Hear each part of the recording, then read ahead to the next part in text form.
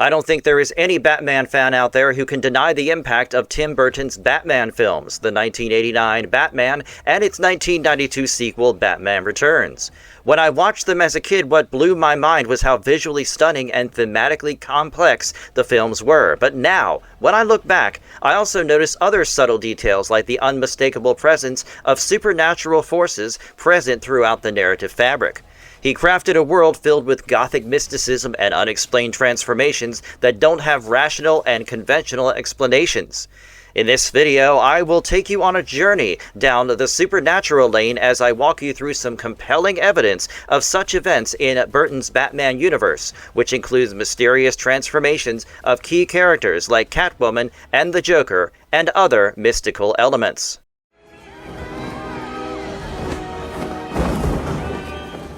One of the first things that come to my mind when I start thinking of all the supernatural and unexplained events in Tim Burton's Batman movies is the entire origin story of Catwoman that begins with a resurrection-like situation in Batman Returns.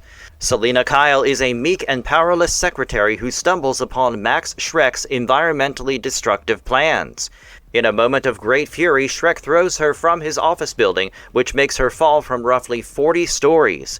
Now, as you can imagine, this should kill any human being, and we even see her body hit the pavement below. But then something remarkable happens that shapes the future of the character. She wakes up on the streets of Gotham surrounded by cats as dozens of cats appear randomly as if they are summoned to this location. This almost looks like some resurrection ritual, and the cats begin to lick her face. Catwoman is thus reborn in a way, and the film portrays it as though Selina Kyle died from the fall, and in her place Catwoman is resurrected through means that science surely cannot explain. I have heard the saying that a cat has 9 lives, and I wonder how many Catwoman has. Well, the comic book lore has an answer to this as well. In Catwoman number 66, it is suggested that Selina Kyle has 9 lives, which is a supernatural gift from a mysterious meteor fragment of Vandal Savage that gets lodged within her body. Even the possibility of a blessing of the Egyptian goddess Bastet, the divine protector of cats and felines, has been indicated in the narrative. The mysterious nature of Catwoman does not end here in the movie, and we see more of her superhuman side as the film progresses. During the climax sequence, Max Shreck confronts Catwoman and he shoots her at point-blank range 4 times. I am talking about direct bullet hits with no apparent bulletproof gear. But Catwoman just shrugs off the bullets like they are pebbles thrown at her body. She just continues fighting like it is nothing, and I would assume that this has something to do with her ritualistic origin. Even when Shreck uses his high-voltage electric powers against her that would incinerate a normal human and cause immediate cardiac arrest, Catwoman survives the ordeal. I don't have any rational explanation for such supernatural resilience, and this is a classic example of how Tim Burton has shrouded his world of Batman into something more than the mind can explain. Things here go beyond regular crimes and the scientific boundaries, and I find this to be the most intriguing part about the whole gothic tone that he has going in the narrative. Penguin has his own share of supernatural things going on as well in Tim Burton's dark and mysterious world. Even the Penguin's origin story in Batman Returns operates entirely within the realm of gothic supernatural narrative. Here, Oswald Cobblepot is not born deformed by accident or genetic condition, but he is presented as something fundamentally cursed from birth. His parents recoil at his appearance with horror that suggests not a medical concern, but supernatural terror. They see in him something wrong at the spiritual level, something that should not exist. Unable to bear his presence, his parents take him to a bridge over a river at night. They throw him into the water, which is a despicable act of attempted infanticide born from supernatural horror at what he is. This is a gothic fairy tale of cursed births and demonic children. What I find truly unbelievable is that Oswald survives the river.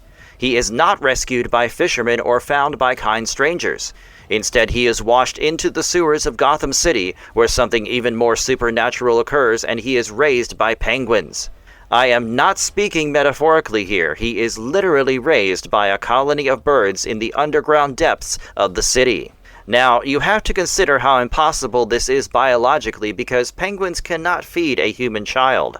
No penguin colony could raise a human infant to adulthood.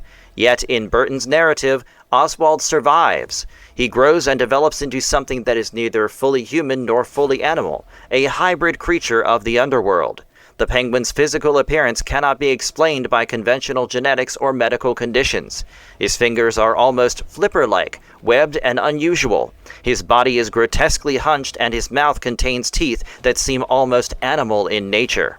Even his voice carries a distinct animalistic quality. These are not the features of someone with a medical disability, but physical manifestations of supernatural mutation. When Penguin finally emerges into Gotham society after decades in the sewers, he has developed superhuman strength and agility. He moves with an unnatural fluidity, almost like the penguins he was raised among. He commands actual penguins with ease, as if they recognize him as one of their own. There is a symbiotic, almost telepathic connection between Penguin and the birds, which is never explained through science or conditioning, but presented as pure supernatural ability. Penguin moves through the sewers as if they are his natural domain, his supernatural realm. The darkness there seems to recognize him and the water seems to obey him. When he rides in his penguin-powered boat, which is essentially a boat powered by weaponized penguins carrying explosive devices, we are watching a creature command the forces of nature through mystical will. I even find his intentions hard to explain rationally because of how bizarre they are. His plan is never truly political in a grounded sense. Running for mayor is just a charade.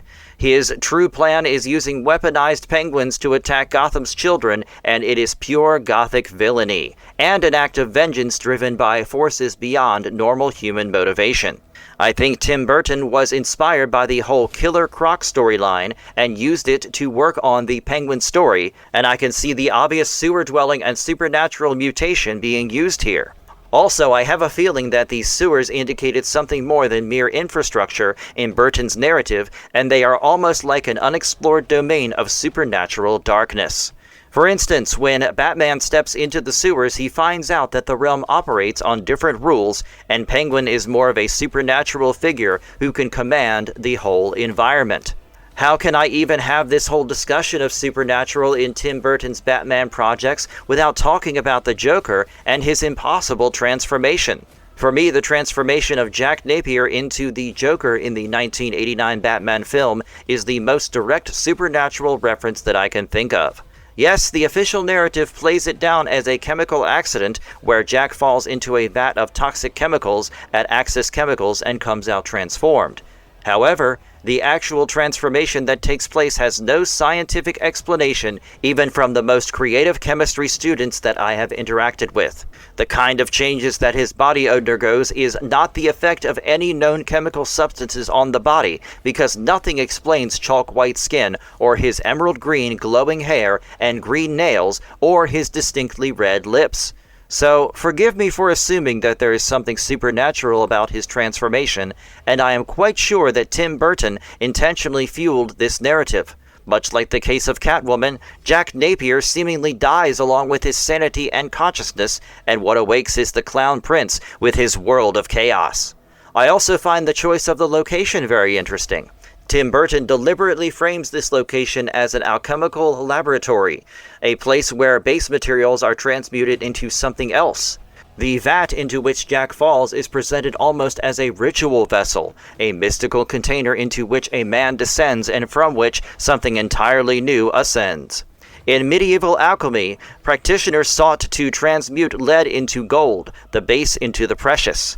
In Burton's vision, Jack Napier is transmuted from a man into something transcendent that exists on a higher or lower plane of reality depending on your perspective. I also cannot ignore certain supernatural aspects of the Joker. He demonstrates knowledge and capabilities that could not have been developed in the short time since his transformation. He moves through Gotham with an almost supernatural ease, commanding crowds through sheer force of presence and will. Some interpretations within Batman lore suggest a connection to the Lazarus Pit, a mystical pool within DC Comics that grants resurrection and supernatural power. But if you think it is only the villains who have these supernatural traits, think again. Even Batman has certain supernatural associations, and he works with certain forces that cannot possibly come from training. For instance, there are scenes that you feel like he is commanding the darkness and shadows to work with him.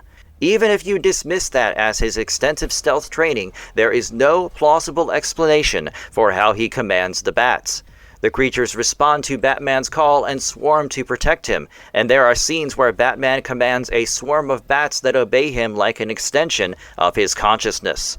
Now, these are not dogs or horses that you can train, and clearly there is a hint of something that the rational mind cannot comprehend. Tim Burton doesn't just come up with these intriguing characters and their possible supernatural origins, he even crafts something dark and gothic for the city of Gotham as well, and I cannot ignore the obvious paranormal and supernatural references. Multiple references are made to Gotham's history of being built by individuals with dark intentions. The very architecture seems designed to trap darkness within the city boundaries. In the original 1989 Batman, there are hints that Gotham's founding involved occult practices, that the city's very structure was designed to contain something dark. The corruption that flows through Gotham's institutions is not simply greed and criminality, but something more fundamental that might be better described as a supernatural curse affecting the entire metropolis. When the Joker's chemical weapons turn Gotham's citizens into laughing corpses, we are witnessing something closer to demonic possession, a supernatural transformation of consciousness that manifests as manic, uncontrollable laughter leading to death. If that's not a direct supernatural reference, I don't know what classifies as one. I think it is a very smart move from Tim Burton not to make anything obvious in the movies, something that has to be described by the critics as gothic ambiguity. He has deliberately refused to explain whether these are supernatural events or have any rational explanation, even though I have clearly laid it out for you how some of the events are direct evidences even if the creator tried to be subtle about it. But still, it is open to interpretations, and I love that about the movies. When we compare Tim Burton's Batman films to other interpretation, the 1960s television series, Christopher Nolan's Dark Knight trilogy, Joel Schumacher's campy sequels, Burton's approach stands apart precisely in its embrace of supernatural and gothic elements. The 1960s Batman, while campy, operated entirely within grounded reality. The villains were criminals with gimmicks and not supernatural beings. The Dark Knight trilogy deliberately stripped away anything with a fantastical element, presenting Batman as a grounded, realistic vigilante operating in a real city. Even Schumacher's films, despite their excess, grounded their villains in comprehensible psychology and motivation.